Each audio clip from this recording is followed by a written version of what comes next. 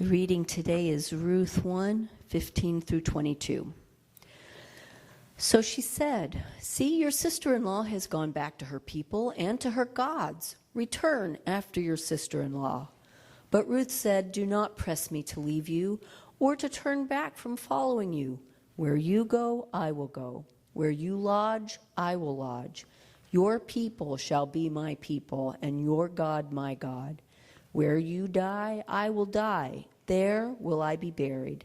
May the Lord do thus and so to me, and more as well, if even death parts me from you." When Naomi saw that she was determined to go with her, she said no more to her. So the two of them went on until they came to Bethlehem. When they came to Bethlehem, the whole town was stirred because of them. And the women said, "Is this Naomi?" She said to them, "Call me no longer Naomi, call me Mara. For the Almighty has dealt bitterly with me. I went away full, but the Lord has brought me back empty. Why call me Naomi when the Lord has dealt harshly with me, and the Almighty has brought calamity upon me?"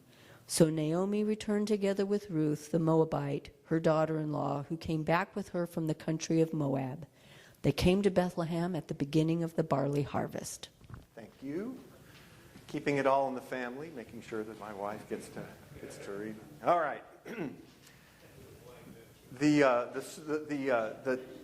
As you know, we're in the series about evangelism, and tonight we're going to be talking about the topic is words, and so that's the title of my sermon is words, and it's from Ruth 1:15 through 22.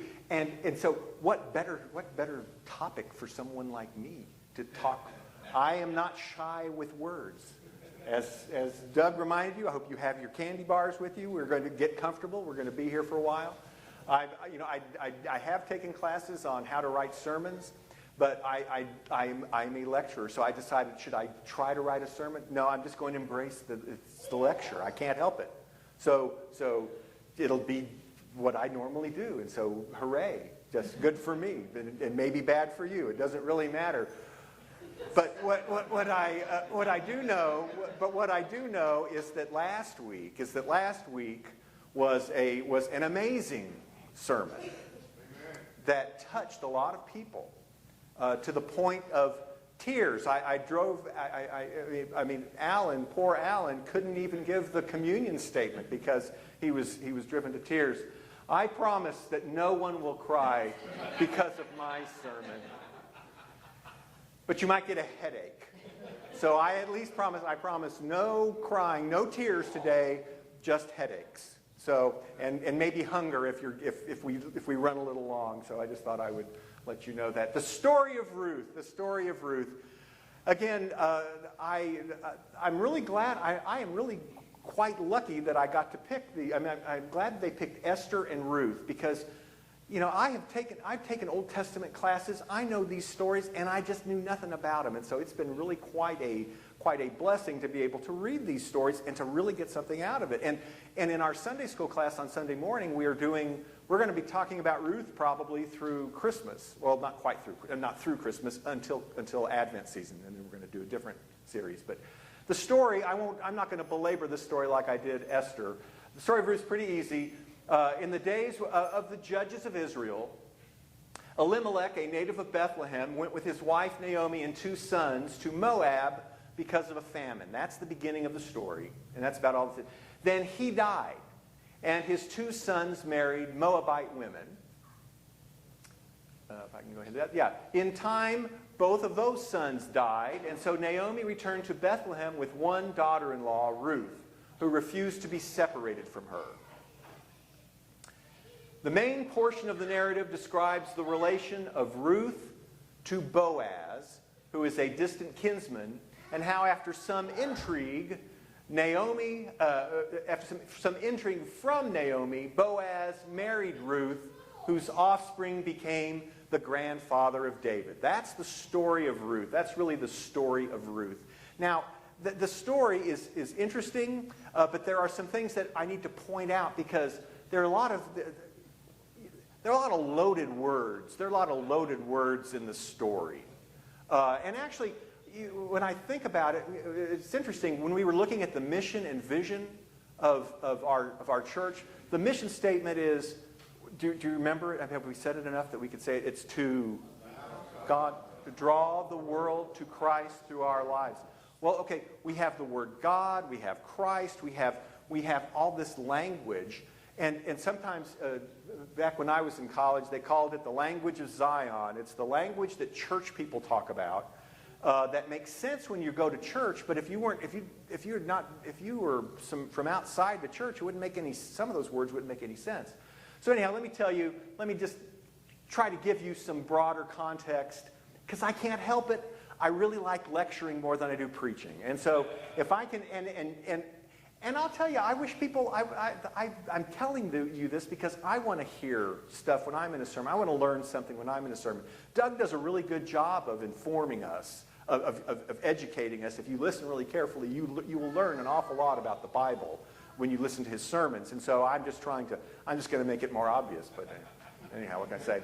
So the story of Ruth takes place at the time of the Judges. Now, what does that mean? Well, if you don't know what this means, I will tell you what it means. It was the time after the Exodus. Remember the Israelites were in, I'm not going to tell you the whole story of how they got there, but they were in Egypt, and they wanted to leave, let my people go, Moses, all that great stuff. Okay, so it is after the Exodus, after they wandered the wilderness, and after the conquest of Canaan came the time of the Judges. And so all of that stuff in the Old Testament, that's about the 14th to 13th century. The time of the Judges is about 1398 to 1050 before Christ, before what they call the Common Era. And it's after the Judges that you have the kingdom of Israel. This is where you have David and Solomon and all that stuff. So in other words, this is before Israel really became a kingdom. The time of the Jews. So this is the setting of the narrative. That's the setting of the narrative. Now, one of the things that we heard in the reading that we had today is that Ruth was from Moab. And it's like, okay, what difference does that make? Well, the Moabites were an ancient enemy of Israel. They, according to Genesis 19:30 to 38, the Moabites are the incestuous offspring of Lot and his daughters who got him drunk and slept with him. Wow. So, you know where the Moabites came from? The daughters got dad drunk and slept with him, and so you have the Moabites and the Ammonites, and they both come from Lot's. It was just a terrible story. I mean, it's bad things. You say bad things. And this is what's important. In Deuteronomy 23, verses 3 through 6, this is what they say specifically about anybody from Moab and the Moabites. No Ammonite or Moabite. Again, those are the two offspring from Lot and his daughters. One was the Moabites and the other one was the Ammonites. No Ammonite or Moabite shall be admitted to the assembly of the Lord. You can't even come in. Even to the 10th generation, none of their descendants shall be admitted. None of their descendants shall be admitted into the assembly of the Lord. Because they did not meet you with food and water on your journey out of Egypt, and because they hired against you Balaam to curse you. You shall never promote their welfare or prosperity as long as you live, Israel. So these are the bad guys. The Moabites are the bad guys. They are the enemies. They are the despised enemies of Israel. Ruth is a Moabite. Okay? Isn't that interesting? So why and we know they're widows. Well, what difference does it make that they are widows? This is something that I learned that was really interesting. In every code, in every ancient code, except for the Hebrew code, the widow has rights of inheritance, but in the Hebrew law, she is completely ignored. She has no inheritance rights according to Hebrew law. The ancient Hebrews believed that death before old age was a calamity and a judgment for sin. And so if you died and you left a wife, that's because God judged you. And so whatever God judged you is going to be, your wife is judged too. And so women were not given the same kinds. I mean, that's sort of the theory behind not extending rights to the widows. And we read what Naomi thought about. You know, she left the name Naomi means sweetness and light. When she left, she was sweetness and light. She had a husband, she had 2 kids, they had to leave. When she came back, she was a widow. She lost her husband, she lost her 2 sons. She wanted both of her daughters-in-law just to stay in Moab. She was going to return to Israel. One of them's with her, and so now what is she? She is miserable. She is bitter. She changes her name, and so that was because it's a disgrace to be a widow in the ancient world. Not good. It's not good to be a widow. Widows evidently had only the protection which public compassion afforded her by acts of charity and justice. In other words, you were at the mercy of people if you were a widow. You had nothing on your side if you were a widow. Widows, orphans, and foreigners are often linked as victims of harsh treatment, which the Hebrew Bible urges everyone to be compassionate. And the Hebrew Bible urges compassion. Why? Because they tend to be taken advantage of. The widows have no one to protect them. The orphans have no one to protect them. Foreigners, aliens in the land have no one to protect them. And so we have, to give you an example of what does the Bible say about widows. Exodus 22:22, you shall not abuse any widow or orphan. Deuteronomy 24:19 through 21, when you reap your harvest in the field and forget a sheaf in the field, you shall not go back and get it. It shall be left for the alien, the orphan, and the widow, so that the Lord your God may bless you in all of your undertakings. When you beat your olive trees, do not strip what is left. It shall be for the alien, the orphan, and the widow. When you gather grapes in your vineyard, do not glean what is left. It shall be for the alien, the orphan, and the widow. So what is this? They didn't have a social safety net the way that we have a social safety net. And so the directions was, look, the directions to people were, look, when you harvest, if you have some stuff left over, leave it. Leave it for people who have to take care of themselves and have no one else to take care of them. The widows, the orphans, the strangers, the foreigners, the aliens. In Psalm 146:9, the Lord watches over the strangers. He upholds the orphan and the widow, but the way of the wicked he brings to ruin. So God is on the side of the widows and the orphans and the aliens. Isaiah 1:17, learn to do good, seek justice, rescue the oppressed, defend the orphan, plead for the widow. So there's an awful lot that the Bible says about widows, orphans, and strangers, and aliens, and foreigners. So when was this story written? It was probably, we know that the setting was at the time of the judges, right? Before there was a kingdom. When did they write this story down? Probably during the time of Ezra and Nehemiah. And that's about 425 to 360. And that was when the Jews had returned from Babylonian captivity. If you were here for my sermon on Esther, it's the same kind of setting for when it was written at the time that Esther was sort of set. It was at the time when Jews were allowed to return to Israel, right? Now here's the thing about this time. Here, the people of Israel, remember, they were promised, God promised Abraham that he would be the father of many nations, right? They promised him that they would be protected. They were God's people. Well, this poor Israel has been abused and has been attacked and has been scattered and has been taken captive time after time after time. They're in a huge world of hurt. They finally get to go back. And so their question is, why was God not protecting his people? Why did God not protect them? And so they came up with their answer. They came up with an answer. You know why God is not protecting us? Because we have ceased to be racially pure. At one time, we knew what our lineage was. We were coming out of Abraham. We were the children of Abraham. And now what's happening? Well, now that we're in captivity, we wind up having marriages with the local folks. We start compromising our beliefs. It's terrible. So we need to be racially pure. So by the time this was written, Israel has decided that all foreign elements were to be purged from the restored Judah. We're going to get rid of anybody who's not Jewish. The new Judah was for Jews only. All non-Jews and all half-breed Jews were going to be expelled. Okay? No, all the mudbloods get to go away for you Harry Potter types, if you know what a mudblood is, right?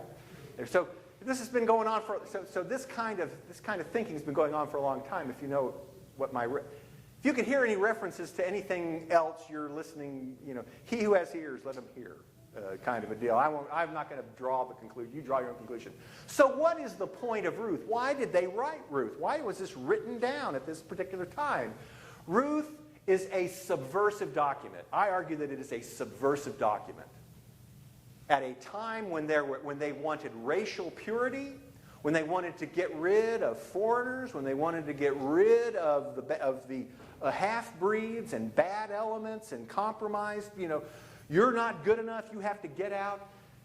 Ruth was designed to confront that xenophobia, which is fear of foreigners, that was sweeping the land during the return from the exile, right? And to expose the inherent weakness of xenophobia, of fearing foreigners. Why should we not fear foreigners, Israel? Why should we not? Well, guess what? Ruth was a Moabite. She was part of the despised enemies of Israel. The Bible clearly says no Moabite is going to be in the assembly, period. Right? But guess what? She also became King David's great-grandmother. And so if that's true, if we only can have pure breeds, pure bloods and not mudbloods, if we're going to have pure breed Jews, guess what? David would not even make it. The great King David, the one who started our kingdom, great King David, would be kicked out with your own criteria of purity, of racial purity. So David, the hero of super patriotic Jews, who are at that moment purging from the land all people whose bloodlines were compromised, was himself part Moabite. David would have qualified for the purging. And so they're telling you, guess what, guys? You purists, you people that want to be, think that you're closer to God than anybody else, your hero would not make it under your purge. Israel might have missed the blessing of God, which sometimes comes in the form of the despised enemy. That's what Ruth is telling us. Israel may miss the blessing of God, which sometimes comes in the form of the despised enemy. So what is the point of Ruth?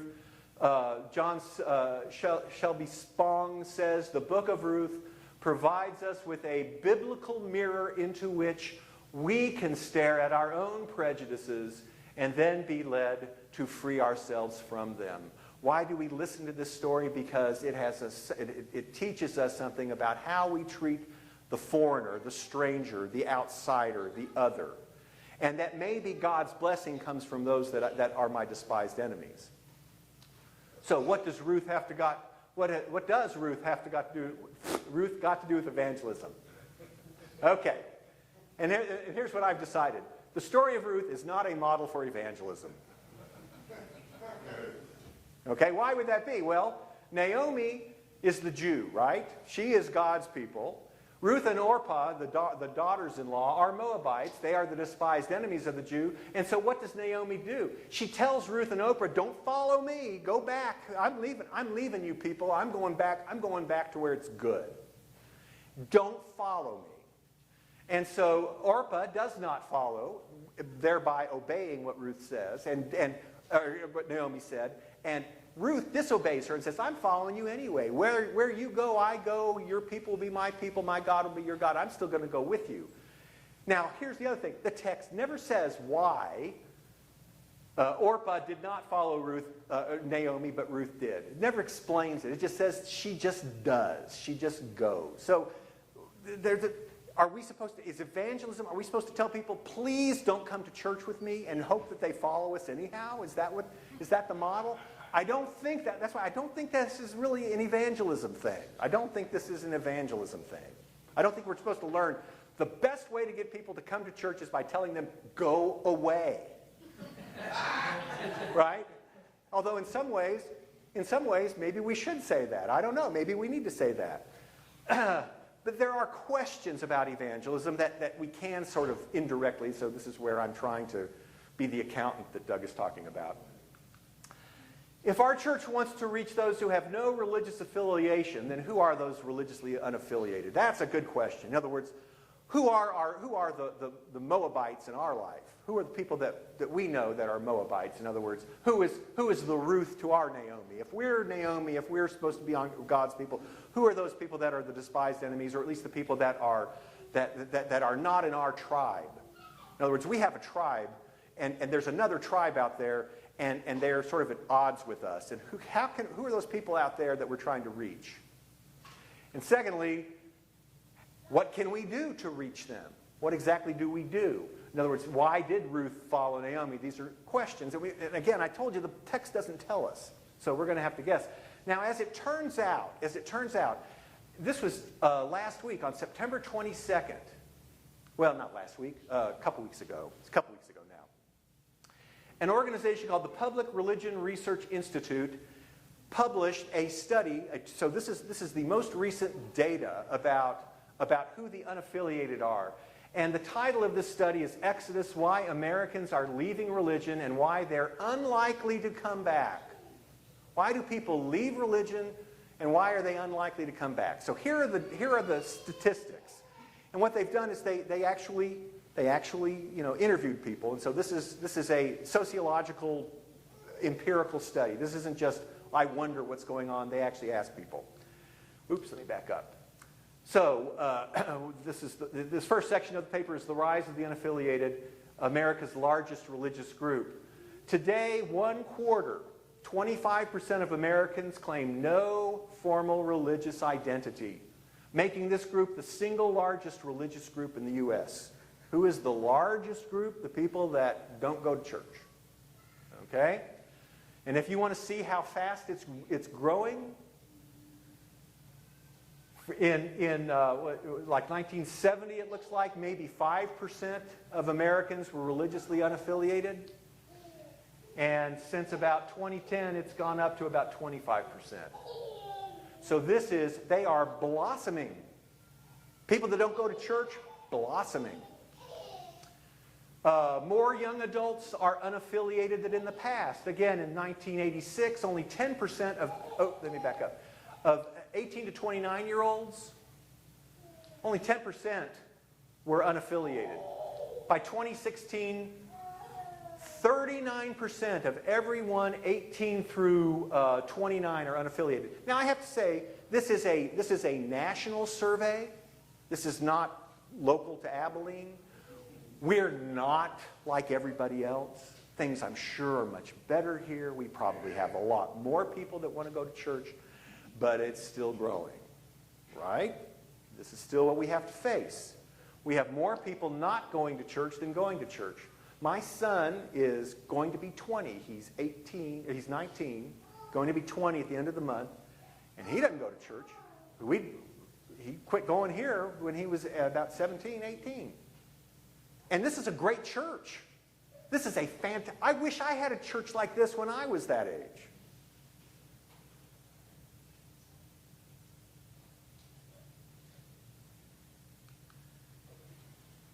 Americans that are raised without religion are more likely to remain unaffiliated than in the past. In other words, in the past, if people didn't grow up in a church, I didn't grow up in a religious home, but I became religious, kind of a deal. Again, in the 70s, it was 34%. Now, if you grow up in a home that's not already where mom and dad are going to church, you are less likely to go to find a church again, right? So 66% of people that come from an unaffiliated home, are going to stay away from church. Okay? But why are they leaving? What exactly is going on? Is it the music?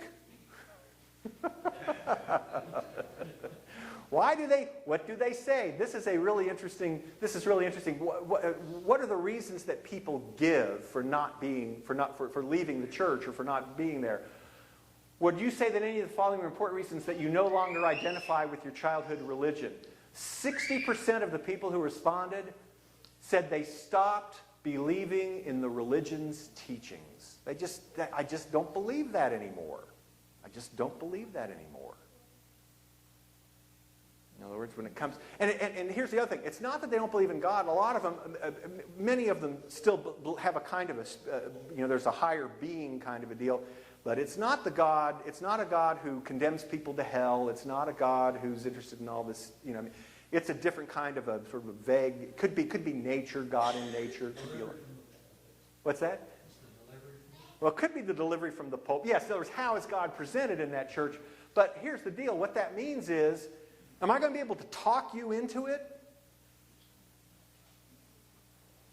When I was at, this is sort of as an analogy or related to this. When back in the late '90s, Hardin Simmons had students from Uzbekistan come to study business, and they'd arranged this, and so there were a handful of students from Uzbekistan, and I knew some of them. I knew one of the business faculty, and so I was able to hang out with them and talk to them, and they just thought it was so funny because at Hardin Simmons, there are a lot of, preacher kids wanting to. And people would quote the Bible to them. And they would laugh and say, hey, guess what? I don't care about your Bible. Quote me the Koran because I come from a Muslim tradition.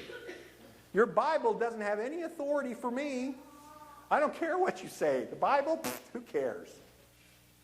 Well, in the same way, what do we have to say? What do you have to say to somebody who's given up belief? Your family was never that religious growing up, 32%.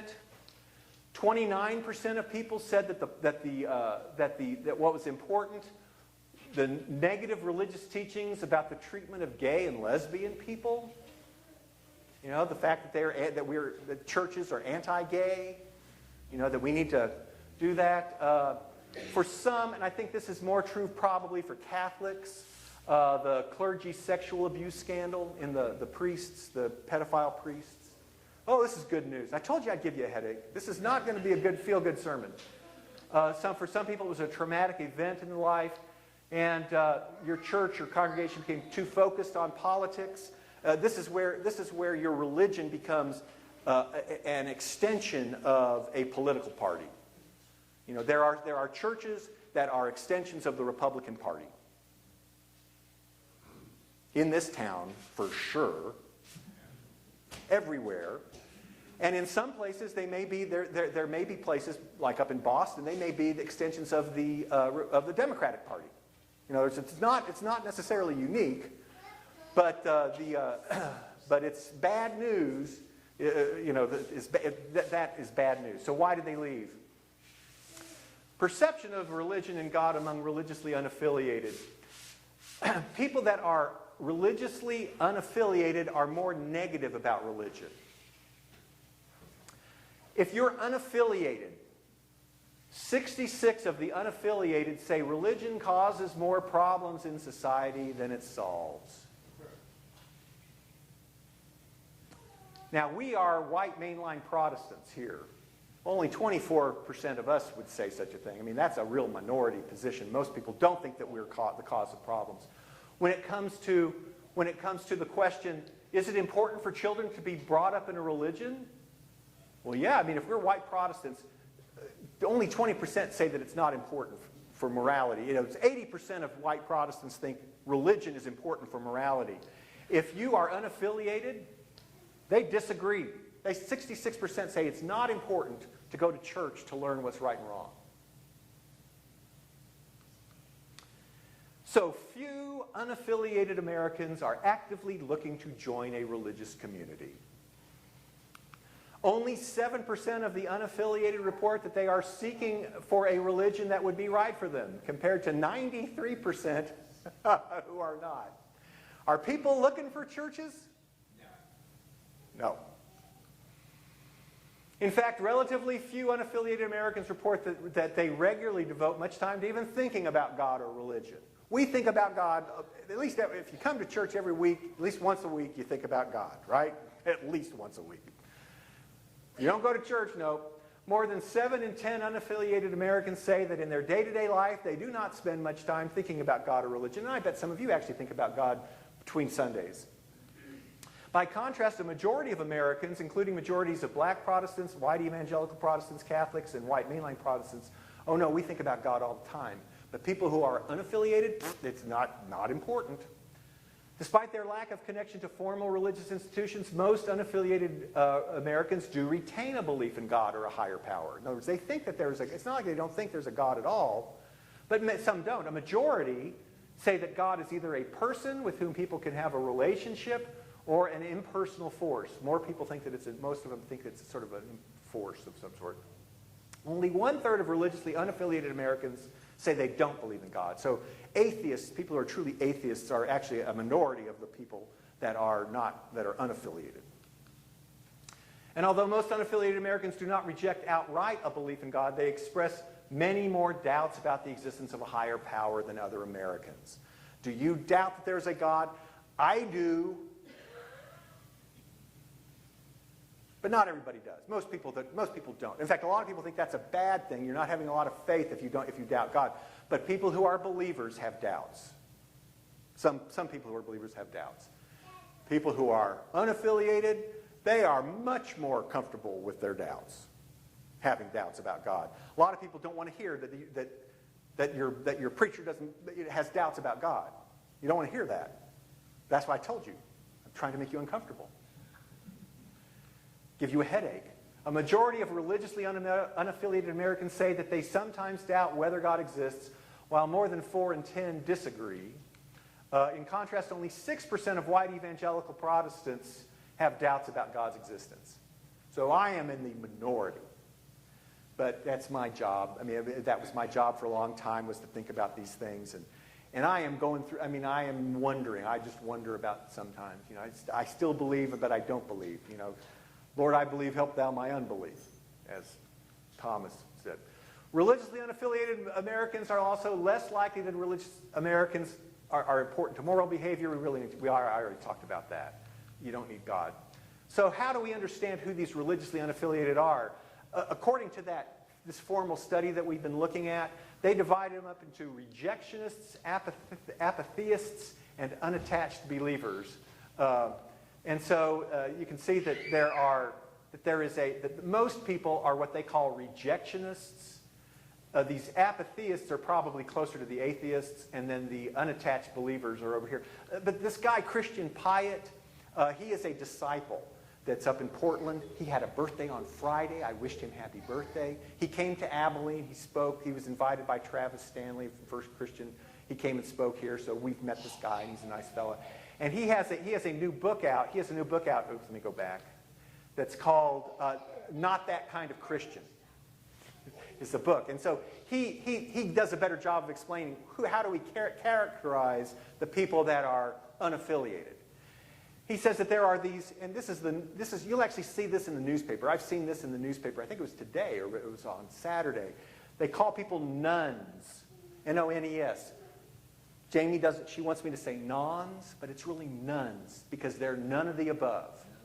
The nuns are the fastest growing spiritual demographic in the United States, as we've already seen. These so-called religiously unaffiliated, a lot of them have never been connected to organized religion at all, and they're really not inclined because the whole thing seems foreign and unnecessary. So there are those people that have just they've never been part of it, never interested. There are the duns. And I know a lot of these people. They walked away after having some connection to religion. Some just drifted away over time, and others, way too many others, turned away and said, good riddance. This is usually because of witnessing hypocrisy, political infighting, turf battles, or an obsessive fixation on money, survival, and getting more people through the door to save their church. So there are the nuns, there are the duns, and then he says there are these prodigal sons. The nuns, the duns, and the prodigal sons. Prodigal sons walked out too, or were pushed out We have a lot of prodigal sons in this congregation. They were pushed out often because of the questions that they asked. Sometimes they said, didn't say, or something they said, didn't say, or even because of who they were. Like the story of the prodigal son in the Bible, they often feel unworthy, judged, less than. They've experienced spiritual and or emotional injury. Have you ever heard of clergy abuse? Have you ever heard of church abuse? There are a lot of people who feel like they've been abused by the church. Perhaps they were judged or condemned because of how they vote or how they live or even who God made them to be. They ended up feeling unworthy of love and inclusion, so rather than fighting the system, they left, and probably for good. It's not that they wanted, it's not like they were interested in leaving, they just felt like they couldn't fit anymore. So who are we to reach? Who is our Ruth? Who are these people? Who's in the tribe that's opposed to us? Are we supposed to reach the nuns, the duns, how likely are we to reach the nuns and the duns? Probably not at all. Maybe some prodigal sons. If we go for people that are currently in church, we're just rearranging the deck chairs on the Titanic that is sinking. The church probably won't survive another 20 years. The institutional church as we know it probably won't survive another 20 years. So what in the world should we do? And what do we have to say to the unaffiliated? What exactly can we say to them? The people who've had nothing to do with it, don't believe it. Who are we going to meet on October the 29th? How many of them reflect these statistics now or in the future? How many of them never went to church, don't want to go to church? They're just interested in a car show. Or are offended by church, who've been kicked out of church. What do we do? What do we do? This guy, Bill Leonard, he was my church history professor, and I was his grader my senior year in seminary. So he's a really good guy. He's a really nice fella. He's Billy Joe Leonard. He's from Texas. He's from East Texas. And he dropped the Billy and the J. So, but I'm letting you know, since this is going to be recorded, his real name is Billy Joe Leonard. He is a professor now at Wake Forest University, and he wrote an essay called "At Home in a Foreign Land." And this is what he says: rather than whining about our losses, perhaps we should just commit ourselves anew to retelling and reliving the Jesus story in its innumerable forms, gospel forms. Doing that gospel whether anybody notices or not. Thomas Merton calls us out, writing that Christ's place is with those who do not belong, who are rejected by power because they are regarded as weak, tortured, exterminated. With those for whom there is no room, Christ is present in the world. Maybe who are we supposed to get? Maybe we need to get the people who are the most marginalized, the widows, in the biblical sense of that term. Words? I love words. No words. There's nothing to say. Maybe. Maybe there's nothing to say. Maybe there's nothing that's going to bring these people into this congregation. Maybe this church is going to die. So what can we do? Live the gospel in the world. If it makes a difference to us, that's all that matters. Be Christ in the world.